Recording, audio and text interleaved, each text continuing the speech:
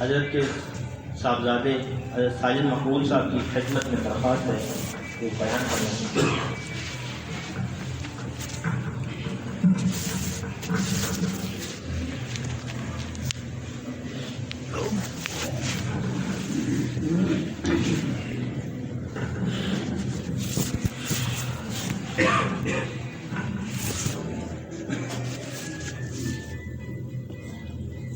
نعبد ونصلي على رسوله الكريم أما بعد أعوذ بالله من الشيطان الرجيم بسم الله الرحمن الرحيم قال الله تعالى في القرآن المجيد يا أيها الذين آمنوا اتقوا الله وكونوا مع الصادقين وقال النبي صلى الله عليه وسلم لكل شيء سقال وسقال بالقلوب وذكر الله او كما قال عليه الصلاة والسلام۔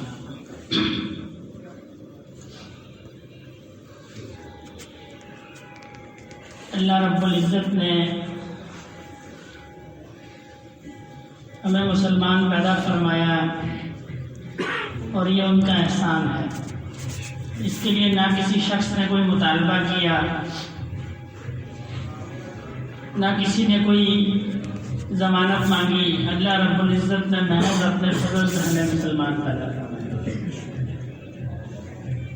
اور یہ ایمان کی بہت بڑی نعمت ہے۔ ایمان کی نعمت اتنی بڑی ہے کہ اس کے آگے دنیا کی تمام نعمتیں حقیر ہیں۔ اور ایمان دو چیزوں کا مجموعہ ہے، ایک اقرار باللسان اور دوسرا تصدیق بالقلب۔ یعنی اگر کسی شخص کو وہ زبان سے یہ اقرار کرتا ہو کہ اللہ ایک ہے اور نبی کریم صلی اللہ علیہ وسلم اللہ کے رسول ہیں، لیکن وہ دل سے اس بات کو نہ مانتا تو وہ مسلمان نہیں ہے۔ یعنی دل میں اس کی تصدیق نہیں ہے، وہ دل سے اس بات کو تسلیم نہیں کرتا، صرف زبان سے کہتا ہے کہ اللہ ایک ہے اور نبی کریم صلی اللہ علیہ وسلم اللہ کے رسول ہے، تو اس کا یہ ایمان قابل قبول نہیں ہے۔ بلکہ نہ صرف قابل قبول نہیں ہے بلکہ اس کے لیے زیادہ خطرناک ہے۔ حدیث شریف میں آتا ہے جبرائیل علیہ السلام نبی کریم صلی اللہ علیہ وسلم کی خدمت میں حاضر ہوئے، کچھ خاموش سے تھے۔ نبی کریم صلی اللہ علیہ وسلم نے پوچھا جبرائیل چپ ہو؟ عرض کی کہ یا رسول اللہ میں جہنم کا چکر لگا کر آ رہا ہوں، میں جہنم کا چکر لگا کر آ رہا ہوں۔ تو نبی کریم صلی اللہ علیہ وسلم نے فرمایا کچھ کیفیت بیان کرو۔ عرض کی کہ یا رسول اللہ جہنم کے 7 درجے ہیں، اور درجے کیسے ہیں؟ کہیں باتیں ہیں 7 درجے ہیں، اور سب سے نیچے والے درجے میں منافقین ہوں گے۔ سب سے نیچے والے درجے میں کون ہوں گے؟ منافقین ہوں گے۔ پھر درجہ بدرجہ اوپر ہوں گے، مشرکین بھی منافقین سے اوپر ہوں گے، یہود و نصارہ بھی منافقین سے اوپر ہوں گے، سادی بھی منافقین سے اوپر ہوں گے، مجوسی بھی منافقین سے اوپر ہوں گے۔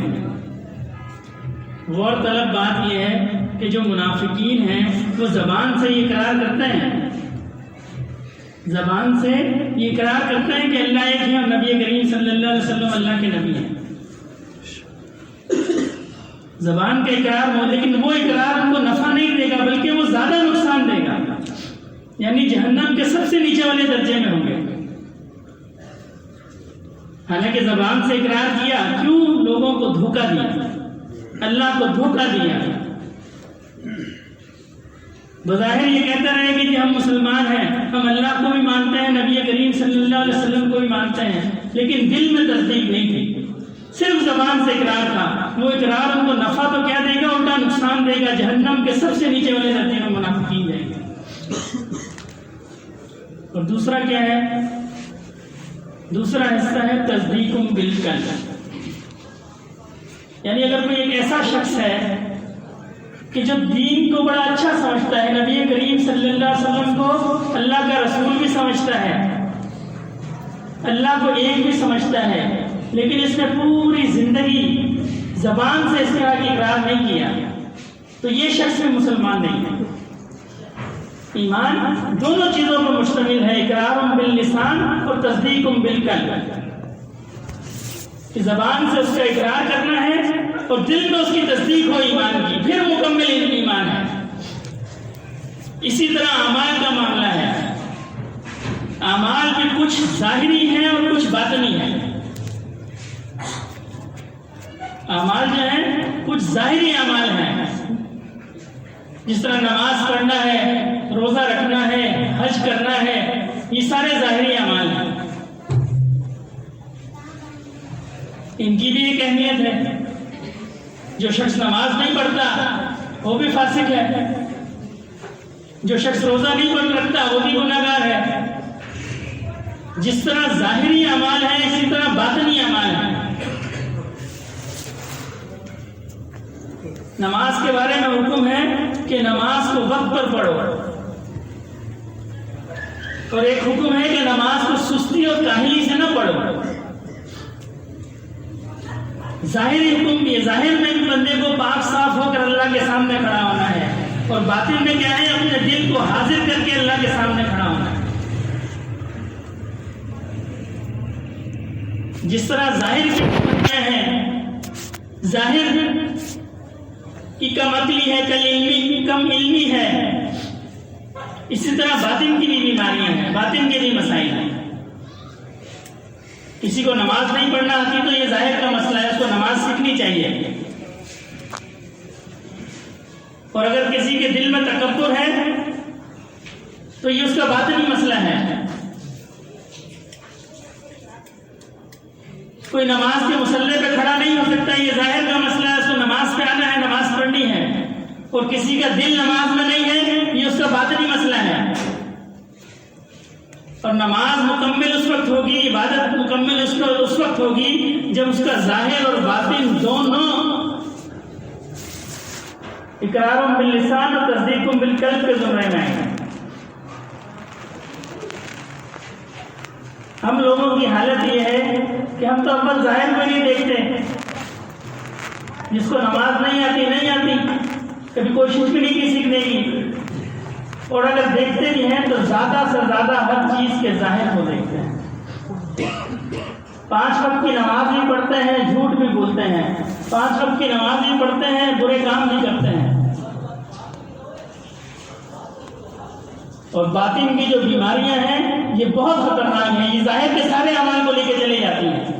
حدیث شریف کا مفہوم ہے نا کہ حسد جو ہے وہ نیکیوں کو اس طرح کھا جاتا ہے جس طرح سوکھی لکڑی کو آگ کھا جاتی ہے، یعنی نیکیاں کرتا رہا، حسد کی بیماری میں مبتلا ہے، اس کی نیکیاں ضائع ہو گئی، تکبر میں مبتلا ہے۔ دیکھیں قرآن پاک میں اللہ رب العزت کے 99 صفاتی نام قرآن پاک کے دونوں طرف، ایک طرف تحریر ہوتے ہیں، ایک طرف نبی کریم صلی اللہ علیہ وسلم کی۔ تو یہ جتنے صفاتی نام ہیں یہ بنیادی طور پہ اللہ رب العزت کی صفات ہیں، یعنی اللہ پاک کریم ہے، اللہ پاک رحیم ہے، اللہ پاک جبار ہے، یہ ساری اللہ پاک کی صفات ہیں۔ لیکن ان میں ایک صفت ایسی ہے جو اللہ پاک نے مخلوق میں، انسانوں میں پیدا فرمائی، اپنے پاس نہیں ہے، وہ ہے عاجزی کی صفت۔ عاجزی کی صفت، جو بندہ اللہ کے لیے عاجزی کو اختیار کرتا ہے اللہ رب العزت اس کو بلند کر دیتے ہیں۔ اور تکبر کے بارے میں فرمایا، اللہ رب العزت فرماتے ہیں تکبر میری چادر ہے، جو اس کو مجھ سے چھینے گا میں اس کو جہنم میں ڈالتا ہوں۔ کیا ہے یہ تکبر؟ یہ باطن کا مرض ہے نا، اور اس کا اتنا آسانی سے پتہ بھی نہیں چلتا کہ میں اس مرض میں مبتلا ہوں، میں اس مرض میں مبتلا ہوں۔ باطن کے امراض جو ہیں وہ اتنی آسانی سے پتہ نہیں چلتے۔ ہم تکبر میں مبتلا ہیں، ہم حسد میں مبتلا ہیں، ہم غیبت میں مبتلا ہیں، ہمیں پتہ ہی نہیں ہے۔ اس لیے کہ جو ظاہر کی بیماریاں ہیں، جو ظاہر کے دکھ اور تکلیف ہیں، جو بیماریاں ہیں وہ ہمیں تکلیف دیتی ہیں، دکھ دیتی ہیں، پریشانیاں ہوتی ہیں ہمیں، تو ہمیں پتہ چل جاتا ہے۔ کسی کا گردہ خراب ہے مثال، تو اس کے گردے میں درد ہوگا، اس کو پتہ چل جائے گا۔ دل خراب ہے، دل میں درد ہوگا، پتہ چل جائے گا۔ لیکن یہ جو باطن کی بیماریاں ہیں یہ تکلیف نہیں دیتی ہیں، لذت دیتی ہیں. ہم غیبت میں مبتلا ہوتے ہیں، ہمیں پتہ ہی نہیں ہوتا. ہم حسد میں مبتلا ہوتے ہیں، ہمیں پتہ ہی نہیں ہوتا. ہم تکبر میں مبتلا ہوتے ہیں، ہمیں پتہ ہی نہیں ہوتا. اور یہ وہ دنیا کی جو بیماریاں ہیں یہ انسان کے جسم سے وابستہ ہیں. یہ جسم ختم ہو جائے گا، بیماریاں دور ہو جائیں گی. اور یہ جو روح کی بیماریاں ہیں یہ ایسے دور نہیں ہوں گی. پھر جو شخص حالت ایمان میں قبر میں چلا جائے گا ان بیماریوں کے ساتھ تو پھر وہاں اس کی ٹریٹمنٹ ہوگی صحیح. یہ عذاب قبر جو ہے یہ انہی بیماریوں سے فرشتے اس کو نجات دلائیں گے کہ دنیا میں تم نماز نہیں پڑھتے تھے نا، دنیا میں تم حسد کرتے تھے، دنیا میں تم جھوٹ بولتے تھے، دنیا میں تم چوری چکاری کرتے تھے، لوگوں کو دھوکہ دیتے تھے. تو ایمان والے کو جو عذاب قبر ہوگا وہ اس کی ٹریٹمنٹ ہے. اور جو جس کا وہاں بھی پورا نہیں ہوگا پھر اس کا جہنم کے اندر ہوگا. سب سے اوپر والے جہنم کے درجے میں وہ مسلمان ہوں گے کہ جنہوں نے گناہ کیے ہوں گے، جو ان بیماریوں میں مبتلا ہو کر آئیں گے. اور جو بندہ یہاں اپنے آپ کو پاک کر لے گا، کیا فرمایا اللہ رب العزت نے؟ قد افلح من تزکا، وہ کامیاب ہو جائے گا. اس کو وہاں اپنی ٹریٹمنٹ کرانے کی ضرورت نہیں ہے، وہ کامیاب ہے. پھر وہ کامیاب ہو جائے گا. اس کو وہاں نہ کوئی دکھ ہوگا نہ کوئی پریشانی ہوگی. اور اس کا طریقہ کیا ہے؟ یہ بیماریاں لگتی کیوں ہیں؟ یہ بیماریاں اس وجہ سے لگتی ہیں کہ ہمارے دل میں گناہوں کا زنگ لگ جاتا ہے. ہمارے دل میں گناہوں کا زنگ لگ جاتا ہے. حدیث شریف کا مفہوم ہے جب بندہ ایک گناہ کرتا ہے اس کے دل پہ ایک سیاہ دھبا لگتا ہے. پھر جب اور کرتا ہے کرتے کرتے کرتے اس کا دل سیاہ ہو جاتا ہے، پھر اس کو پتہ نہیں چلتا. ورنہ بچے کو تو اللہ رب العزت نے فطرت پہ پیدا فرمایا ہے. یہ ہمارے گناہ ہیں، جب ہمارے گناہ ہو جاتے ہیں دل سیاہ ہو جاتا ہے پھر ہمیں ان بیماریوں کا پتہ نہیں چلتا، اپنی ان بری عادتوں کا پتہ نہیں چلتا. اور اس کا نسخہ کیا ہے؟ لِكُلِّ شَيْءٍ سِقَالَةٌ وَسِقَالَةِ الْقُلُوبُ ذِكْرُ اللَّهِ. نبی کریم صلی اللہ علیہ وسلم نے فرمایا ہر چیز کے ماننے والی ہوتی ہے، ماننے والی چیز ہوتی ہے. اور دلوں کو ماننے والی چیز کیا ہے؟ اللہ کا ذکر ہے. اللہ کا ذکر جو ہے یہ دلوں کو مان دیتا ہے، صاف کر دیتا ہے. اور ہر چیز محنت مانگتی ہے. دنیا کے کام میں محنت مانگتے ہیں نا، تو ہر چیز محنت مانگتی ہے. یہ دل بھی ہم نے ایک دن میں کالا نہیں کیا ہوتا، اس کو وقت لگتا ہے کالا کرنے میں. پھر اس کو صاف کرنے میں بھی وقت لگتا ہے. یہ آہستہ آہستہ صاف ہوتا ہے. اللہ کا ذکر کیے جاؤ، اللہ والوں کی صحبت میں بیٹھے رہو، پھر ایک وقت آتا ہے دل شیشہ آئینہ ہو جاتا ہے. آئینہ پھر آئینے میں عکس دیکھتے ہیں آپ، اور ایسا آئینہ ہو جاتا ہے جب غلط کام ہوگا فوراً پتہ چل جائے گا مجھ سے یہ غلطی ہوئی، فوراً پتہ چل جائے گا. ایک بزرگ نے مچھلی کھائی، کھانے کے بعد دیوار جو ہے وہ پڑوسی کی دیوار سے ہاتھ مل دیے. کچی دیواریں ہوتی تھی سب مٹی کی. دل میں خیال ہے تھوڑی سی مٹی میرے ہاتھ پہ لگی ہے، آواز ہے یہ قیامت کے دن معلوم ہوگا کہ کتنی مٹی ہے، تھوڑی ہے کہ زیادہ ہے. حضرت سفیان ثوری رحمۃ اللہ نے ایک جگہ سے گزر رہے تھے، ایک بڑی شاندار عمارت دیکھی. پوچھا کس کی ہے؟ آواز آئی تمہیں اس سے کیا مطلب؟ یہ جس کی بھی ہو، تم نے کیوں یہ سوال کیا کہ یہ کس کی ہے؟ یہ جس کی بھی ہو. لیکن یہ کیفیت اس وقت حاصل ہوتی ہے جب دل پر رگڑا لگتا ہے، دل کی صفائی ہوتی ہے. تو دل کی صفائی کا طریقہ کیا ہے؟ یہ اللہ کا ذکر ہے.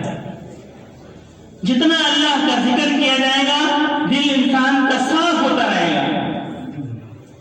یہ حسد کی بیماری، یہ تکبر کی بیماری، یہ بغض کی بیماری، یہ سب ختم ہو جائیں گی. اور اس راستے میں محنت کرتا رہے، جو شیخ اس کو بتائیں اس پہ عمل کرتا رہے، اور اس کے بعد پھر یہ نہ سمجھے کہ میں کچھ بن گیا ہوں. وہ اقبال نے کہا ہے نا، وائس کمال ترک سے ملتی ہے یا مراد. وائس کمال ترک سے ملتی ہے یا مراد، دنیا جو چھوڑ دی ہے تو عقبہ بھی چھوڑ دے. سوداگری نہیں، یہ عبادت خدا کی ہے. یہ بے خبر جزا کی تمنا بھی چھوڑ دے. مزدور کا کام یہ ہے کہ وہ مزدوری کرے بس. پھر لوگ اللہ والوں کی خدمت میں جاتے ہیں، پھر اپنی اپنی ڈیمانڈ کرتے ہیں کہ مجھے یہ نہیں ہوتا، مجھے وہ نہیں ہوتا. مزدور کا کام ہے مزدوری کرنا، بندے کا کام ہے اللہ کو یاد کرنا بس. اس پہ کوئی کیفیت وارد ہو یا نہ ہو، یہ الگ بات ہے کہ جب بندہ اللہ کا ذکر کرتا ہے، اللہ کو یاد کرتا ہے، فاذکرونی اذکرکم، تم مجھے یاد کرو میں تمہیں یاد کروں گا. تو جب اللہ پاک بندے کو یاد کرتا ہے نا، اس کے دل میں کیفیت آتی ہیں، پھر رونے کو دل کرتا ہے بندے کو اللہ کو یاد کر کے. ساتھیوں نے دیکھا وقت مراقبے میں کئی ساتھی چیخیں مارتے ہیں، بھاڑے مار کے روتے ہیں، ان کو کوئی کہتا تو نہیں ہے کہ بھائی رو.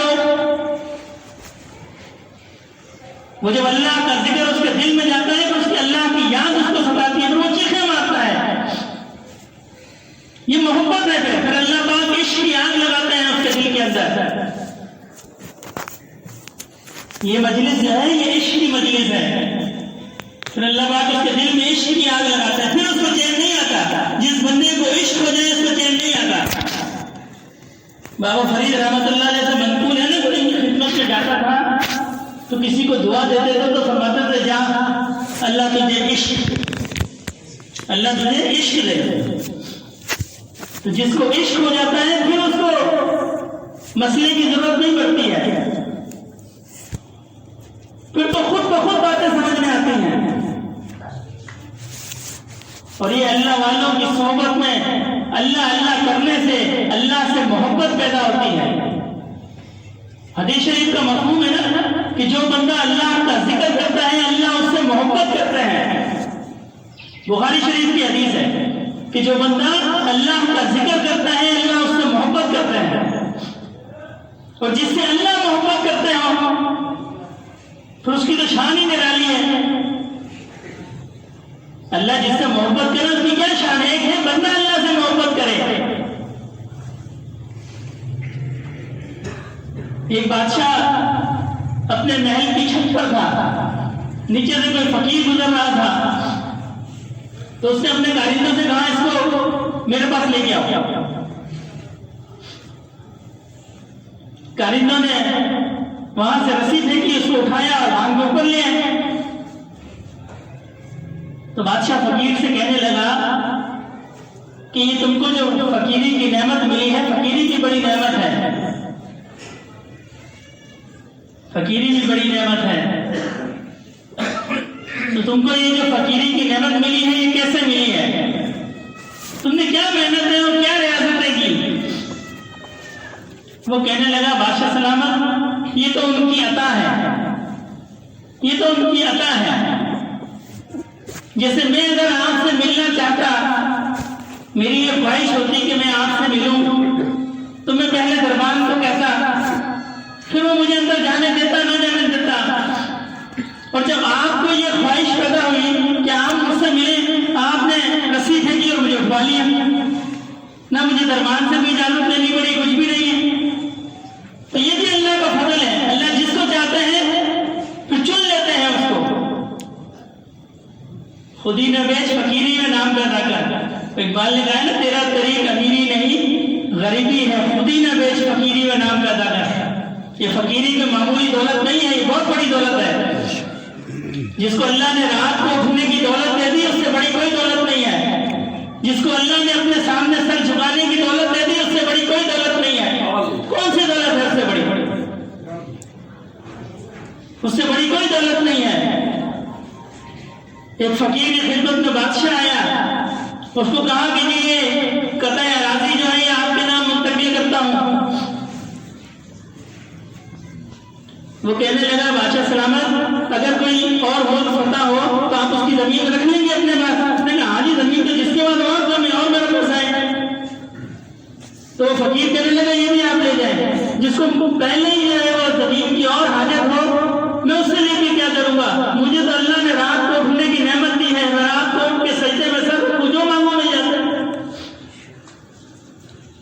تو یہ اللہ کی یاد کی نعمت، اللہ کے سامنے سر جھکانے کی نعمت، یہ اللہ نے جس کو دے دی ہے اس کو کسی اور نعمت کی ضرورت نہیں ہے. یہ بہت بڑی نعمت ہے.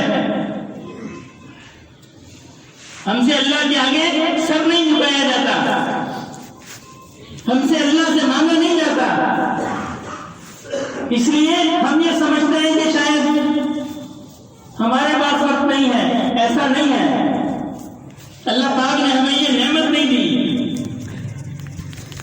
وہ ایک حکایت ہے نا، دو شخص نماز کا وقت ہوا، دو دوست کہیں جا رہے تھے، نماز کا وقت ہو گیا، ایک نے دوسرے سے کہا میں نماز پڑھ کے آتا ہوں، چلو، اس نے کہا نہیں میں رکا ہوں، تم نماز پڑھ کے آ جاؤ۔ وہ چلا گیا اندر نماز پڑھنے۔ جب کافی دیر گزر گئی تو باہر والے نے آواز لگائی کہ بھائی تم اندر باہر کیوں نہیں آتے، سارے نمازی چلے گئے، تمہیں کون باہر نہیں آنے دیتا؟ تو اندر والے نے کہا جو تمہیں اندر نہیں آنے دیتا تم مجھے باہر نہیں آنے دیتا، جو تمہیں اندر، ہم یہ سمجھتے ہیں کہ ہمارے پاس وقت نہیں ہے، حالانکہ ایسا نہیں ہے۔ اللہ رب العزت نے جس پہ مسجد کا دروازہ بند کر دیا پھر وہ مسجد میں نہیں آ سکتا، جس پہ دروازہ بند کر دیا۔ دیکھیے نا یہ جو بیماری پھیلی ہے کووڈ کی، بندے کے پاس پیسہ بھی ہو، مال دولت بھی ہو، حج عمرہ پہ نہیں جا سکتا، نہیں گئے نا پچھلے سال لوگ، خواہش کے باوجود نہیں گئے، پیسے کے باوجود نہیں گئے، جس پہ اللہ بند کر دے در کو اس کو پھر کوئی نہیں کھول سکتا اس کو۔ تو ابھی تو ہمارے پاس اللہ نے ہمیں مہلت نہیں ہے، ہم نماز کے لیے مسجد نہیں آتے، ہم سے روزے نہیں رکھے جاتے، ہم یہ سوچیں کہ ہم سے روزہ کیوں نہیں رکھا جاتا، ہم سے نماز کیوں نہیں پڑھی جاتی۔ میں نے 70 80 سال کے بوڑھوں کو رات کو تہجد کو اٹھتے دیکھا ہے، ہم جوانوں سے نہیں اٹھا جاتا، ہم کہتے ہیں نہیں اٹھا نہیں جاتا۔ 70 سال کے بوڑھے اٹھ سکتے ہیں، 80 سال کے بوڑھے اٹھ سکتے ہیں، 40 سال کا 30 سال کا 20 سال کا جوان نہیں اٹھ سکتا۔ اور وہ شاید وہی سمجھتے ہیں کہ جی مجھ میں ہمت نہیں ہے، ایسا نہیں ہے، اس کو توفیق نہیں ہے۔ کسی اللہ والے سے اپنے تعلق کو قائم کرے، ہمارے بڑے حضرت رحمۃ اللہ علیہ فرمایا کرتے تھے کہ اللہ والے سے تعلق قائم کرو، اس سے یہ ہوگا کہ جو ہمت اللہ نے ان کو دی ہوگی اس کا عکس تمہارے سینے میں بھی آئے گا۔ فرمایا کرتے تھے کہ علماء جو ہیں یہ رنگ ساز ہیں، علماء رنگ فروش ہیں، اور صوفیہ جو ہیں اللہ والے جو ہیں یہ رنگ ساز ہیں، یہ رنگ کو چڑھا دیتے ہیں، یہ رنگ کو چڑھا دیتے ہیں۔ مولوی ہرگز نشد مولا روم تا غلام شمس تبریز نشد، بڑا مشہور قصہ ہے نا حضرت شمس تبریز رحمۃ اللہ علیہ کا، پڑھایا کرتے تھے، علم سے بہت بڑے اپنے گھر کے، اور ایک درویش ان کی مجلس میں آیا اور ان سے کہنے لگا یہ کیا ہے؟ پڑھا رہے تھے، دقیق قسم کی علمی اصطلاحات ہوتی ہیں، تو انہوں نے دیکھا فقیر درویش آدمی، اس نے کہا تمہیں نہیں پتا یہ کیا ہے، تم سمجھ نہیں سکتے اس کو۔ انہوں نے اس کتاب کو اٹھایا اور پانی میں پھینک دیا۔ مولانا نے کہا یہ کیا کیا، میرے سارے علم کو ضائع کر دیا۔ اس زمانے میں تو جواب قلم سے لکھا جاتا تھا۔ تو اس فقیر نے تلاوت کے اندر ہاتھ ڈالا اور کتاب سوکھی کی سوکھی پکڑا دی۔ مولانا نے کہا یہ کیا؟ انہوں نے کہا یہ وہ ہے جس کو تم نہیں سمجھ سکتے۔ پھر صحبت اختیار کی، اس فیض کو اپنے سینے میں منتقل کیا، پھر یہ شعر کہا مولوی ہرگز نشد مولا روم تا غلام شمس تبریز نشد۔ مولا روم بننے کے لیے فرمایا مولا روم بننے کے لیے مجھے شمس تبریز کی صحبت میں آنا پڑا، ورنہ میں تو ایک مولوی تھا، میں تو ایک مولوی تھا۔ اس کا یہ مطلب قطعاً نہیں ہے کہ ظاہر کے علم کی کوئی اہمیت نہیں ہے، اس کا یہ قطعاً مطلب نہیں ہے، اس لیے کہ اگر کسی کو نماز پڑھنا نہیں آتی، جب نماز نہیں آتی تو وہ پڑھے گا کیسے؟ جس کو یہ نہیں پتا نماز پڑھنی کیسے ہے، روزہ رکھنا کیسے ہے، پاک کیسے ہونا ہے، وضو کیسے کرنا ہے، غسل کیسے کرنا ہے، جب تک ان فرائض کو سیکھے گا نہیں تو اس کو کیسے پتا چلے گا؟ پہلے ان فرائض کو سیکھے، نماز کو سیکھے، روزے کو سیکھے، حج کو سیکھے، جو فرائض ہے اس میں پاکی ناپاکی زندگی گزارنے کے لیے جتنا اس کو علم ضروری ہے اس کو سیکھے ہو۔ اور دوسرا کام کیا کرے؟ اس کی تاثیر کے لیے، اس پہ عمل کے لیے کسی اللہ والے کی صحبت میں جائے۔ ان الصلاۃ تنہی عن الفحشاء والمنکر، نماز پہلے سیکھے، پھر اس آیت میں اپنی نماز کو پیش کرے کہ میری نماز جو ہے مجھے برائی سے روکتی ہے، میری نماز مجھے بے حیائی سے روکتی ہے۔ یہ اسٹینڈرڈ ہے قرآن کی آیت، اس نماز سے اپنی نماز کو اس آیت میں پیش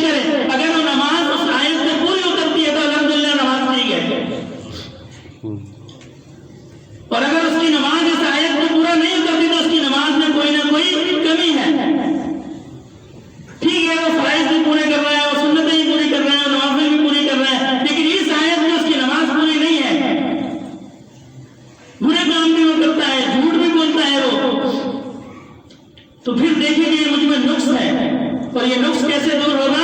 یہ اللہ والوں کی صحبت سے دور ہوگا۔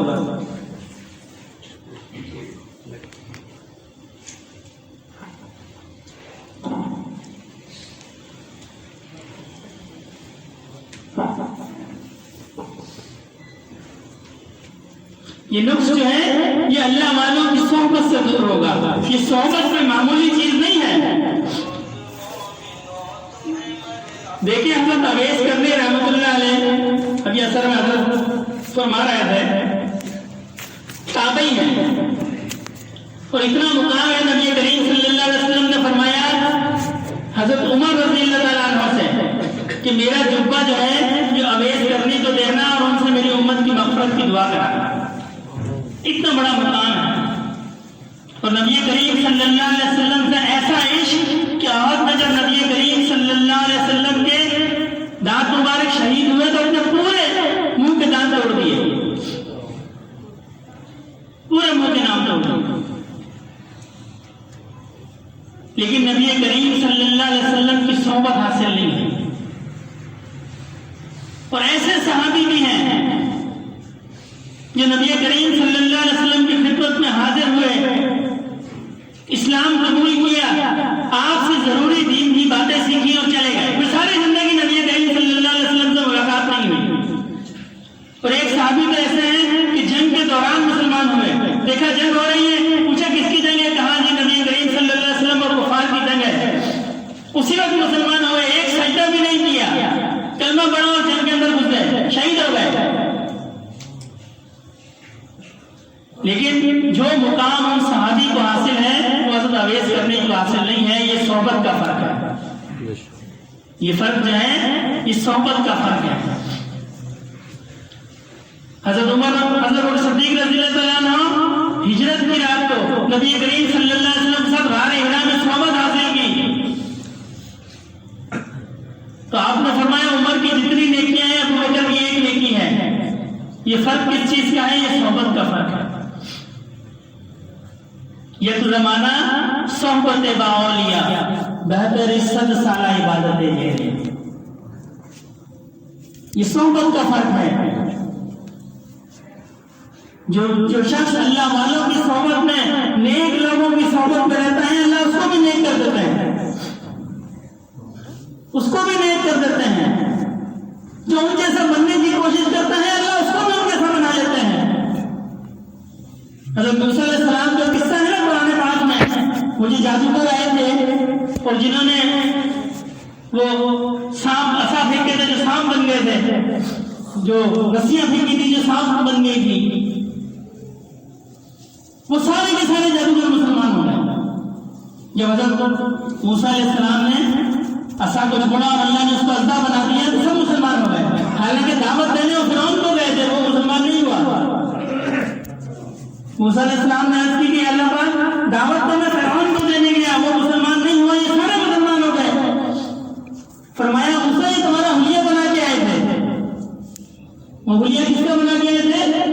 موسیٰ علیہ السلام کا حلیہ بنا کے آئے تھے۔ نیک لوگوں کا حلیہ بنایا کرو، صالحین کا حلیہ بنایا کرو، یہ حلیہ بھی معمولی نہیں ہے۔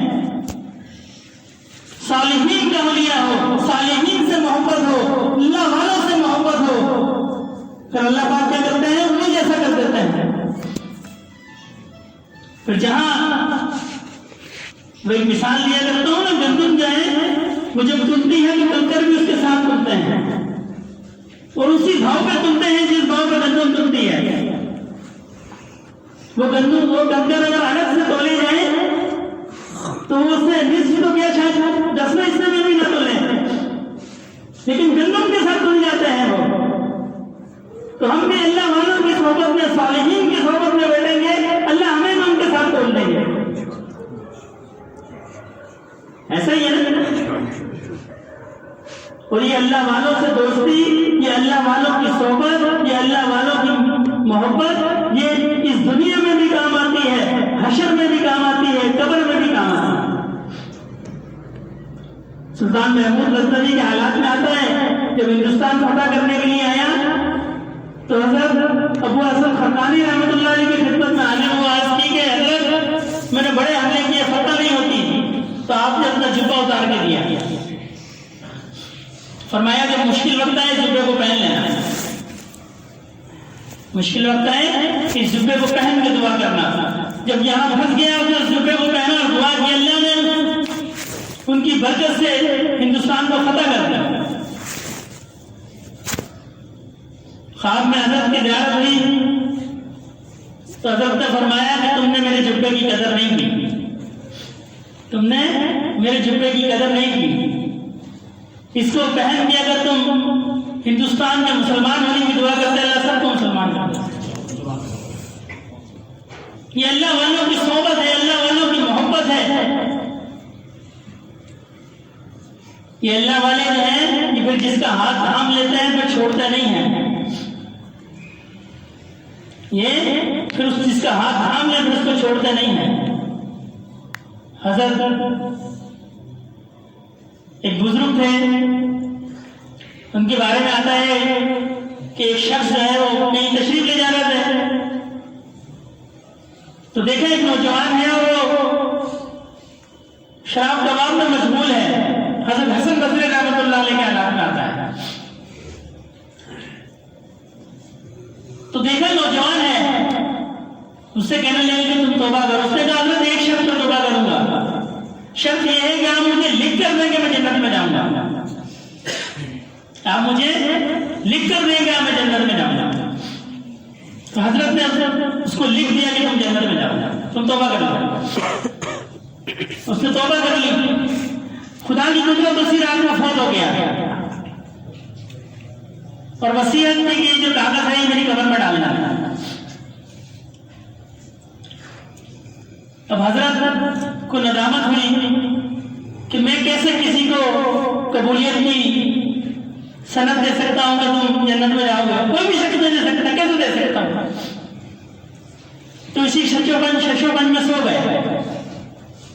خواب میں دیکھا کہ وہ نوجوان جو ہے وہ بڑے خوبصورت مقام پر ہے، اس کے ہاتھ میں وہ رکا ہے، کہنے والا تھا وہ اپنا رکا رکھنا، اللہ نے مجھے معاف کر دیا، اللہ نے مجھے معاف کر دیا۔ کیا کرتے ہیں اللہ والے؟ توبہ کراتے ہیں۔ ہماری جو بیعت کے الفاظ ہیں وہ توبہ ہے، پھر اس کو اللہ کا ذکر بتاتے ہیں، پھر اس کے لیے دعا کرتے ہیں۔ یا ایک یہ بھی اشکال پیدا ہو سکتی ہے نا، اللہ کا ذکر خود کر لیں، سب کتابوں میں لکھا ہے۔ حضرت اشرف علی تھانوی رحمۃ اللہ علیہ سے سوال کیا گیا، فرمایا کہ اللہ کے ذکر کی مثال ایسے ہے جیسے کلہاڑا ہے۔ اب کلہاڑا کسی کے ہاتھ میں ہو تو چلتا ہے، کلہاڑا کسی کے ہاتھ میں ہو تو چلتا ہے۔ تو اللہ والے اللہ کا ذکر بتاتے ہیں، پھر اس کے لیے دعائیں کرتے ہیں، یا اللہ پاک آپ نے اس کو ہدایت دینے والی وہ اللہ کی ذات ہے نا، جس کو چاہے اللہ پاک ایمان کی طرف موڑ دیں۔ حدیث قدسی کا مفہوم ہے نا، اللہ پاک فرماتے ہیں کہ انسانوں کے دل جو ہے وہ میرے ہاتھ میں ہے، میں جب چاہوں گا گھما دوں گا، جب چاہیں اللہ پاک گھما دیں۔ اللہ والے تو صرف مسلح پہ کھڑا کر دیتے ہیں اور پیچھے سے ہاتھ اٹھا لیتے ہیں، اللہ میں نے اس کو اپنے مسلح پہ آپ کے سامنے کھڑا کر دیا، باقی آپ کا کام ہے، میں نے اس کو آپ کے سامنے کھڑا کر دیا، باقی آپ کا کام ہے۔ اور اللہ پاک تو توبہ کو قبول کرنے والے ہیں، اللہ پاک کریم ہے، کریم۔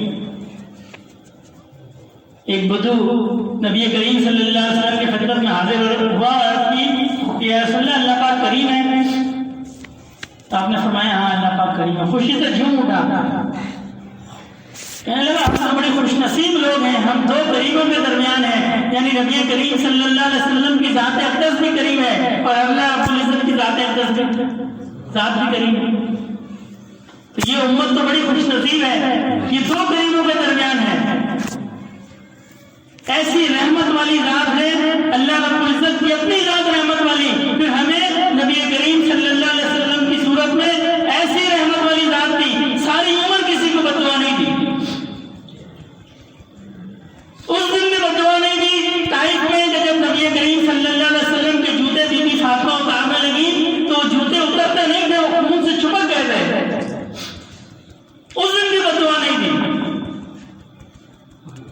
نوری مخلوق نے آ کر کہا کہ یا رسول اللہ آپ حکم دیں ہم 2 پہاڑوں کو پیس دیں، ان پہاڑوں کو ہم ملا دیں، یہ پیس جائیں گے، سارے لوگ کچل دیے جائیں گے۔ آپ نے فرمایا نہیں، ہو سکتا ہے کہ اللہ ان کی اولادوں میں سے کوئی آج طائف کے لوگ جو مسلمان ہیں، بلکہ سب جو مسلمان ہیں، ہم یہ نبی کریم صلی اللہ علیہ وسلم کی محبت کی وجہ سے مسلمان ہیں، یہ نبی کریم صلی اللہ علیہ وسلم نے جو ہم پہ شفقت کی، ہم اس کی وجہ سے مسلمان ہیں۔ ایسے انبیاء کرام بھی ہیں، امت کو دعوت دی، جب دیکھا کہ ان میں صلاحیت نہیں ہے، یہ بالکل کفر پہ ڈٹ گئے ہیں، تو بددعا دے دی، اور نبی کریم صلی اللہ علیہ وسلم سے مشکل پر مشکل حالات آئے، پوری زندگی کبھی بددعا نہیں کی۔ آپ سے بددعا جو ہے وہ دھوکہ دہی کے معاملے میں تو ثابت ہے، جس میں ہم قنوت نازلہ بھی پڑھتے ہیں جب دشمن کا حملہ ہو، لیکن دعوت کے معاملے میں پوری زندگی نبی کریم صلی اللہ علیہ وسلم نے کبھی کسی کو بددعا نہیں کی۔ ایسی محبت والی ذات ہے۔ اور جب قیامت کے دن نبی کریم صلی اللہ علیہ وسلم کے سامنے ہم پیش ہوں گے تو پھر میں بھی سوچوں اور آپ بھی سوچیں، وصال کا وقت آیا تو امت کی فکر تھی، جبرائیل علیہ السلام سے فرمایا کہ میری امت کا کیا ہوگا، اللہ رب العزت سے پوچھ کیا ہوگا۔ جبرائیل علیہ السلام واپس تشریف لائے، عرض کی کہ اللہ پاک فرماتے ہیں آپ اپنی امت کو میرے حوالے کرتے ہیں، قیامت کے دن میں آپ کے حوالے کر دوں گا۔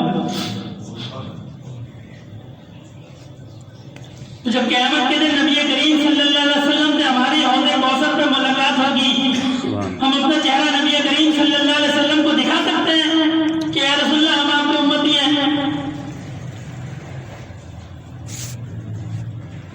ہماری تو شکلیں، ہماری تو عادات، ہمارا تو لباس، ہماری تو معاشرت بھی نبی کریم صلی اللہ علیہ وسلم سے ایسی نہیں ہے۔ ہم نے اپنا آئیڈیل یہود و نصارہ کو بنا لیا، وہاں کوئی فیشن آئے گا یہاں چل جائے گا، وہاں لباس تبدیل ہوا ہم نے بھی کر لیا، وہاں داڑھی کی سنت گئی ہم نے بھی چھوڑ دی۔ قیامت کے دن ہم کس منہ سے نبی کریم صلی اللہ علیہ وسلم کو اپنا چہرہ دکھائیں گے کہ یا رسول اللہ ہم آپ کے امتی ہیں؟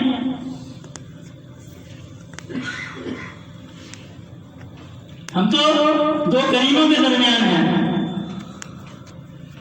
درست ہے جو ساتھی حج یا عمرے پہ گئے ہیں، مسجد نبی شریف کے اندر دیکھا ہوگا لکھا ہے شفیع المذنبین، ایک دروازے کے اوپر ریاض الجنہ کے باہر کی طرف جو کھلتا ہے، فرمایا میری امت کی شفاعت، میری شفاعت میری امت کے گناہگاروں کے لیے۔ وہ تو کریم ہے، فرمایا میری شفاعت میری امت کے گناہگاروں کے لیے، لیکن ہم گناہ کر کے نبی کریم صلی اللہ علیہ وسلم کو کیسے اپنا چہرہ دکھائیں گے؟ ہم کہہ سکتے ہیں یا رسول اللہ ہم آپ کے عاشق ہیں، ہم آپ کے فالوورز ہیں، ہم آپ سے محبت کرتے ہیں۔ محبت تو بی بی سمیہ نے کی نا، ابو جہل نے 2 اونٹوں پہ بٹھا دیا اور ٹانگیں باندھ دی، ایک ٹانگ ایک ان کو باندھ دی، ایک ٹانگ ایک ان کو باندھ دی، اور دونوں کو مخالف سمت میں دوڑا دیا۔ محبت تو بلال حبشی نے کی نا، کہ کمر پر جو ہے ایسے نشان تھے کہ کوئلوں پہ لٹا دیا کرتے تھے۔ حضرت عمر رضی اللہ تعالیٰ عنہ نے کہا بلال کمر اٹھاؤ، دیکھا کمر پہ ایسا نشان ہے جیسے گوشت ہی نہیں ہے۔ کہا بلال یہ کیا ہے؟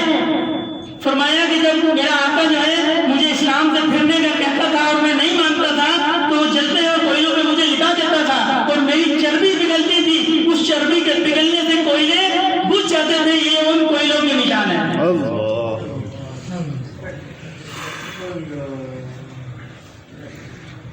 اور محبت تو حضرت خبیب رضی اللہ تعالیٰ عنہ نے کی نا، کہ اتنا ظلم ہوتا تھا، نبی کریم صلی اللہ علیہ وسلم فرماتے تھے کہ صبر کرو صبر۔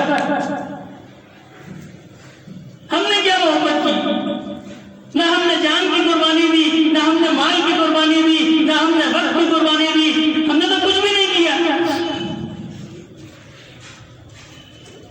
تو میرے دوستو یہ بھی وقت ہے، یہ وقت ہے جب تک انسان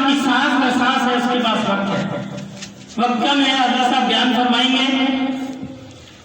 تو جب تک ہماری زندگی ہے، جب تک ہماری سانس میں سانس ہے، بندہ توبہ کرے، اپنے آپ کو ٹھیک کرنے کی کوشش کرے. وہ کسی ساتھی نے مثال دی ہے، کہنے لگے کہ کسی فرد کو یہ اندازہ ہو کہ کہیں جانا ہو کسی منزل پر اور وہ غلط ٹرین میں بیٹھ جائے، کسی غلط ٹرین میں بیٹھ گیا. اب عقل مند آدمی وہ ہوگا کہ جب اس کو یہ احساس ہو کہ میں غلط ٹرین میں بیٹھ گیا ہوں تو اسی اسٹیشن پہ اتر جائے. جس اسٹیشن پہ اس کو پتا چلا کہ میں غلط ٹرین پہ بیٹھ گیا ہوں وہ اسی اسٹیشن میں اتر جائے. تو اس سے کیا ہوگا کہ اس کا فاصلہ بچ جائے گا، اس کا وقت بچ جائے گا، وہیں سے وہ صحیح ٹرین پکڑے اور چلا جائے. جو جتنا لیٹ کرے گا اس کو واپسی کا اتنا سفر طے کرنا پڑے گا. تو ہم جو اپنے راستے سے بھٹک گئے، آج ہم توبہ کریں. آج شیطان کا وسوسہ ہے کل کر لیں گے پرسوں، آج ہم توبہ کریں. یا اللہ پاک ہم سے غلطی ہو گئی، آپ ہمیں معاف کر دیں. اور انسان کی آنکھ سے صرف آنسو کا ایک قطرہ نکلتا ہے، پانی کا ایک قطرہ، پانی کا قطرہ. تو اللہ رب العزت اس قطرے کو بھی ضائع نہیں کرتے. حدیث شریف کا مفہوم ہے کہ اللہ رب العزت کو مجاہد کے خون کا وہ قطرہ جو زمین پہ گرتا ہے وہ بڑا پسند ہے. اور دوسرا کون سا پسند ہے کہ جب کوئی شخص، کوئی نوجوان اللہ کی یاد میں روتا ہے اور اس کی آنکھ سے پانی کا قطرہ نکلتا ہے، اللہ کو بڑا پسند ہے. اللہ کو بڑا پسند ہے. حضرت عمار بن بزرگ تھے، عمار بن منصور رحمۃ اللہ علیہ بیان فرمایا کرتے تھے، مجلس میں آیا جب واعظ کیا تو کوئی رو دیا، فوت ہو گیا. کسی نے خواب میں دیکھا، حضرت کیا معاملہ ہوا؟ فرمانے لگے کہ جب میں اللہ رب العزت کی بارگاہ میں پیش ہوا تو اللہ رب العزت نے فرمایا فلاں دن تمہاری مجلس میں ایک شخص آیا، جب تم نے واعظ کیا اس کی آنکھ سے آنسو کا قطرہ نکلا، ہم نے اس قطرے کے دفعہ تمہیں معاف کر دیا. تو رات کو اٹھا جائے، اللہ رب العزت کے سامنے سر کو جھکا دیا جائے کہ اللہ پاک مجھ سے غلطی ہو گئی، اور رونا نہ آئے تو رونے جیسی شکل بنا لی جائے. جب شکل بن جائے گی رونے جیسی تو اللہ پاک خود بخود آنکھوں سے آنسوؤں کو جاری کر دیں گے. حضرت ابو صدیق کا قول ہے نا، فرمایا کرتے تھے کہ رونا نہ آئے تو رونے والی شکل بنا لیا کرو، اس لیے کہ جہنم میں اتنا روئیں گے کہ گھٹنوں تک ان کو پانی آ جائے گا آنسوؤں کا، لیکن وہ ان کو نفع نہیں دے گا. یا رونے والی شکل بھی ہمیں نفع دے گی. دعا فرمائے اللہ رب العزت ہمیں عمل کی توفیق عطا فرمائے. وما علینا الا البلاغ.